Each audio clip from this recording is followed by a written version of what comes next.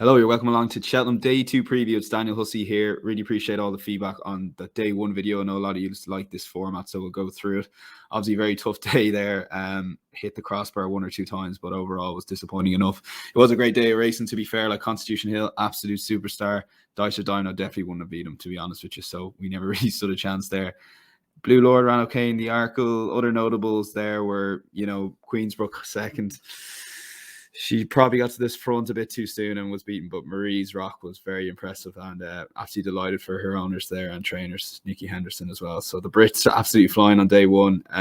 Brazil was very impressive winner of the Boodles, and heartbreak for those Gaelic Warriors who went off at 13-8, 2.62 on Matchbook, which is absolutely incredible. And then Statler, obviously run for Wild Fred, ran disappointingly in the National Lawn Chase. We crack on for day two, and we're going to give it a go. The first race is the Ballymore, and I really like the front two in the market here in Sir Gerhard and Three Stripe Life. And the way I'm going to play it is in the without Sir Gerhard market and back in Three Stripe Life. Like, I was very impressed with that form of the Dublin Racing Festival, and sometimes seconds to like a hot favourite, someone that's finished second previously to a hot favourite, is underrated by the market a small bit. So 9.0 is Three Stripes Life's price to win. Can I see him overturning the form with Sir Gerhard?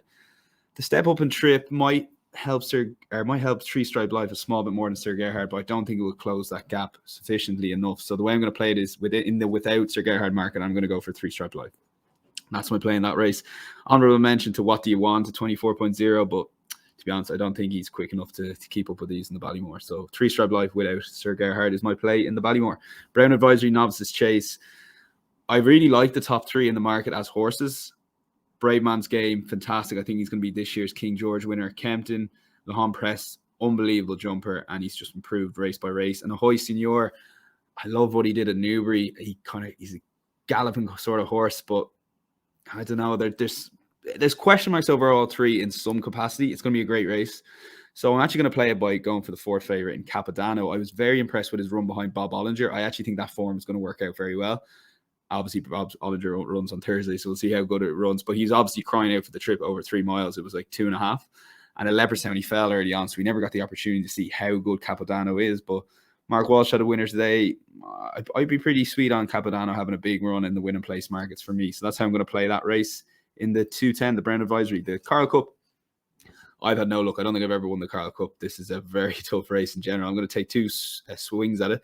Saint Felicien could be a grade 1 horse in a handicap under Robbie Power and Gordon Elliott. Obviously, Gordon didn't have his winner on Tuesday, but I just think this horse could be just a little bit better than all these. Like, a lot of the times the Carl Cup winner will be someone like a really well handicapped horse, where I think this horse could be a grade 1 horse. So Saint Felicien is how I'm going to play this. And the Shunter as well. I can't let him go on back at about 15.0. He won last year's plate off a mark a couple of pounds higher than he is at the moment over hurdles. But it's very interesting they've dropped him back onto this lower mark. He doesn't even jump fences that well, so hurdles should really suit. And I think because see the Shunter running a big race. Antipose, I dropped the anchor back as well if anyone's looking for another one in that. But my two selections are Saint Felicien and the Shunter. Moving on to the 3:30, the Champion Chase. I don't want to spend too long on these championship races because they've been kind of talked to death, but like, it's going to be a cracking race. Nergamine, Shishkin round 2, Chacun Pour Soi. The only angle I can see by backing Chacun Pour Soi is you take the view that Ascot took it out of the race with Shishkin and Nergamine. I don't quite believe that because I think there was a sufficient gap there. I just think Shishkin's a superstar. Yes, he may go a little bit bigger in the run, but I think he'll come up the hill better than all these. And I think Shishkin just wins. And at 1.91, that's probably not a bad enough price considering I left Honeysuckle unbacked in the single at 1.8 today. And we saw how she just absolutely cruised up. I think something similar could happen here. Tiger Roll, 2.72. I think that's a backable price. I understand there's rain forecast, but as long as it doesn't get into the ground too much, I think Tiger Roll is a really good thing here, particularly under Davy Russell as well, which is only an added bonus. He's obviously you can't get out of your head the way he ran on heavy ground 2 years ago, losing to Easy's Land. But I think there's excuses that year given the prep he had. Gordon Elliott says he's absolutely flying, and I just can see the Tiger doing it again and then going out on a high. That's the dream anyway. But Tiger Roll's my selection in the cross country, keeping it simple. Moving on to the plate, and Embittered is 14.5 currently. He actually went off, I think, 5.5 favourite in this race last year, fell early on. So what they've done is during the summer, Joseph O'Brien got a lot of experience into this horse jumping fences on courses like Wexford, not the typical races that a Grand Annual horse ends up winning the following year, but He's been getting that experience under Brian Cooper here. I can see him running a big race, and 14.5 is probably a little bit too big. Joseph O'Brien's horse that I backed in the Boodles, he ran 8th, but that wasn't a decent enough performance. I think that was a very good Boodle. So yeah, I'm happy enough with Embittered in this one. And Before Midnight is another horse that has ticks the boxes, has Cheltenham form, and more importantly, DC's very sweet on him as well. So he's been tipping him up all year.